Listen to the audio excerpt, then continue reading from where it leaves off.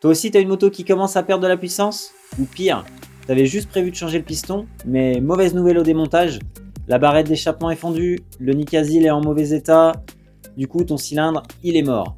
Alors tu es au bon endroit parce qu'aujourd'hui, je vais t'expliquer en détail comment réparer ton cylindre.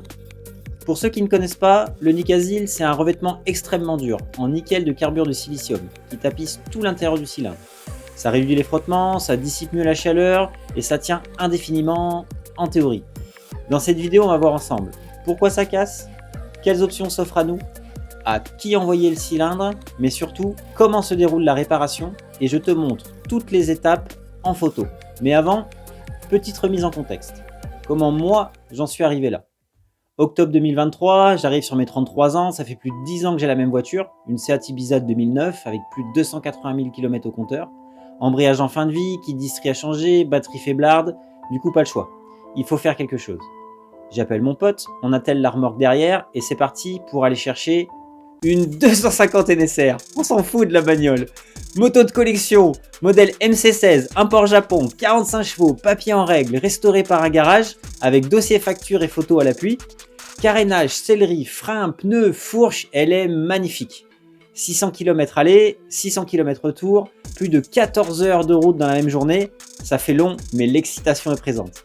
Elle est magnifique, elle démarre presque au premier coup de kick. Je roule 2 fois avec pour m'approprier un petit peu ce bijou, 2 fois 25 km. Puis je décide de tomber les carénages pour regarder de plus près la pipe d'admission qui était craquelée en surface.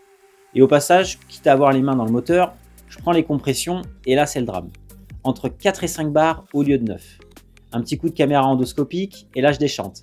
Cylindre, piston, tout est mort. Et au final, je comprends que le bas moteur n'a pas été refait. Je vois un speed du bas moteur flingué, dont celui qui est entre les deux vilos, à l'intérieur, pour séparer les deux cylindres. Donc là, tout le moteur est à refaire.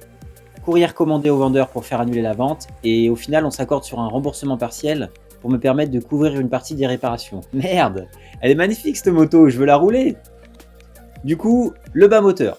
J'ai déjà le bon plan, si vous êtes sur le forum, vous avez forcément entendu parler de Patrice, qui refait les moteurs de tous les membres. C'est presque le seul mécano en qui j'ai confiance, donc pas le choix, je lui envoie. Pour les pièces détachées, j'ai acheté tout ce que je pouvais à Vincent sur AVS Moto. Bialital kit, piston, bougie et tankaillette, j'en ai profité pour prendre aussi pour ma 125, boîte à capet, pochette de joint et tout le tralala. Je vous invite à aller voir son site, et d'ailleurs je vous ai chopé un code promo, moins 10% sur tout le site, valable jusqu'au 28 février 2026. Et j'ai pas oublié le cylindre, je vous en parle juste après. Mais d'abord, pourquoi ça casse? Avant de parler réparation, il faut comprendre un truc. Sur un moteur de temps, la barrette d'échappement, c'est la zone la plus chaude du cylindre. Elle n'est refroidie ni par le liquide de refroidissement, ni par le mélange frais en entrée.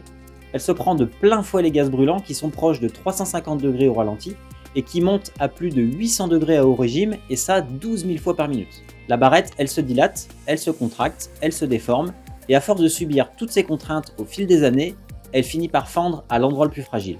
Ou alors ce qui peut arriver aussi, c'est que le piston chauffe trop vite. Mauvais préchauffage, carburation trop pauvre, mauvaise huile. Du coup le piston il se dilate plus vite que le cylindre, ce qui provoque des frictions, ce qui amène une surchauffe supplémentaire de la barrette, avec à la clé fissure voire arrachement du traitement Nicasil. Bref, si votre cylindre présente ces défauts, vous êtes dans un cas malheureusement classique. Option 1, la plus logique, racheter un cylindre d'origine neuf. Malheureusement, pour nos vieilles motos et pour la NSR, plus vendu, ce serait trop simple. Du coup, un Malo 680 cm3, entre 5 et 600 balles, pas légal, il faut des valves spécifiques de JC20 qui sont introuvables et ça cogne fort sur le bas moteur, donc il a intérêt d'être neuf. Un cylindre d'occasion? Pas si simple à trouver, état inconnu même si le vendeur dit qu'il est bon. Combien de kilomètres au compteur, ovalisation, usure du cylindre et la barrette d'échappement? Parce que c'est facile de passer à côté d'une micro-fissure lors d'une vente et de recevoir au final un cylindre qui soit pas forcément en meilleur état que ce qu'on avait jusqu'à maintenant.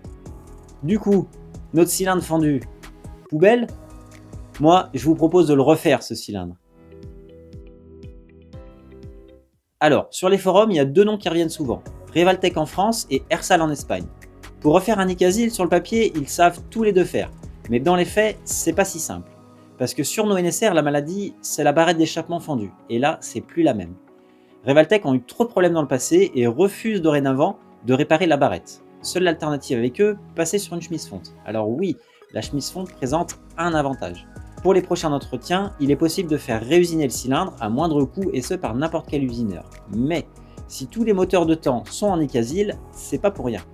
Repasser en chemise fonte, c'est revenir à une vieille techno, moins performante, avec plus de frottement, qui chauffe plus, qui dissipe moins bien la chaleur et qui fait perdre quelques chevaux au moteur. Et ça, c'est si la chemise est bien posée et que les transferts sont bien usinés. Mais de ce côté-là, Rivaltech ont l'air plutôt sérieux. Et ça se ressent dans le prix, un petit peu moins de 600 € TTC. Du coup, Ersal, ils savent faire du Nicasil, c'est leur métier, ils en font tous les jours. Et clairement, leurs tarifs sont très attractifs.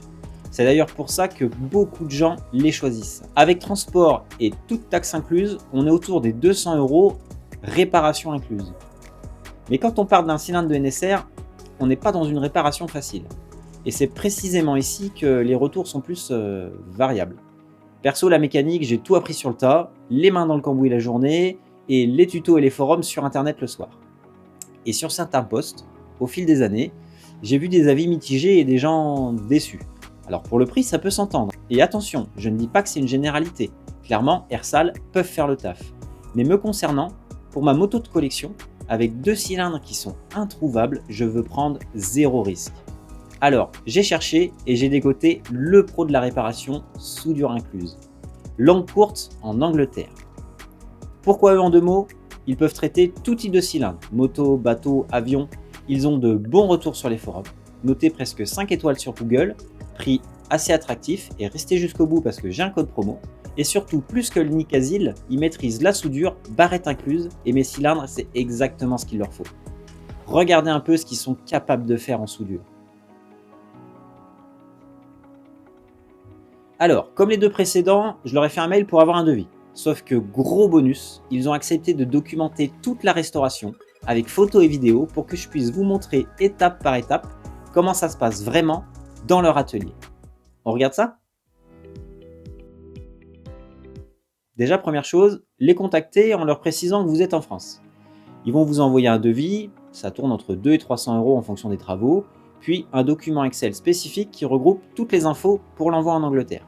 Il y a beaucoup de pages, pas de panique. Au final, j'ai juste suivi les instructions et tout envoyé par Colissimo et ça s'est très bien passé. D'ailleurs, avant d'envoyer votre cylindre, pensez à tout retirer dessus. Valve, goujon, pion de centrage et même la pipe d'eau si vous y arrivez. Sinon, c'est eux qui vont devoir le faire et ce sera facturé. Pour moi, ça m'a coûté 9 €. Du coup, ils reçoivent les cylindres. La première chose qu'ils font, c'est le graver pour pouvoir le suivre tout au long du processus. Ensuite, il est nettoyé une première fois en cabine afin d'éliminer la peinture, la graisse, la calamine, la saleté, les résidus de joint et la corrosion. Une fois propre, le cylindre est plongé dans un bain d'acide pour retirer le vieux revêtement. Après, il est à nouveau inspecté pour voir s'il n'y avait pas des défauts cachés en dessous. Bon, moi on voit clairement que la barrette est fendue, mais ça, c'est pas une surprise. Le soudeur du coup évalue les dégâts et fait le nécessaire, c'est-à-dire meuler les fissures et reconstruire en soudure toute la barrette. Après avoir ajouté de la matière, ils font un premier alésage pour dégrossir, suivi d'un rodage pour contrôler avec précision la quantité de métal restant et sa dimension. Puis les bords des lumières sont chanfreinés afin de correspondre au plus près aux spécifications d'origine. Comme une grande partie des opérations précédentes nécessite de l'huile et des lubrifiants, le cylindre est à nouveau nettoyé chimiquement pour que ensuite tout accroche bien aux parois. De là, ils appliquent le nouveau revêtement en nickel carbure de silicium, Nicasil, lui-même sur un traitement d'accroche. Alors, secret de fabrication oblige, j'ai pas de détails, mais en sortie, ça donne ça. Comme vous pouvez le voir, ce n'est pas terminé et l'extérieur a perdu de sa splendeur. Du coup, comme au début, passage en cabine pour tout décaper. Et là, on voit bien que celui de droite est comme neuf. Lors du processus de revêtement, le dépôt a tendance à s'accumuler sur certaines zones. Là, on voit bien par exemple la surépaisseur au niveau des arêtes des lumières. Du coup, ils retirent le plus gros à la main avec une espèce de Dremel. Puis, ils font un premier honnage en machine pour dégrossir avec du gros grain. Ensuite, ils vont utiliser des petites pierres diamantées, beaucoup plus fines, de semi-finition, afin d'amener l'alésage à un diamètre d'environ 30 à 40 microns, en dessous de la cote finale visée. Puis, diamant encore plus fin pour augmenter progressivement le diamètre jusqu'à obtenir la dimension finale. Comme expliqué en début de vidéo, la barrette elle chauffe, elle se dilate, ce qui veut dire qu'elle gonfle vers l'intérieur du cylindre, et que si on touche à rien, elle va finir par toucher le piston.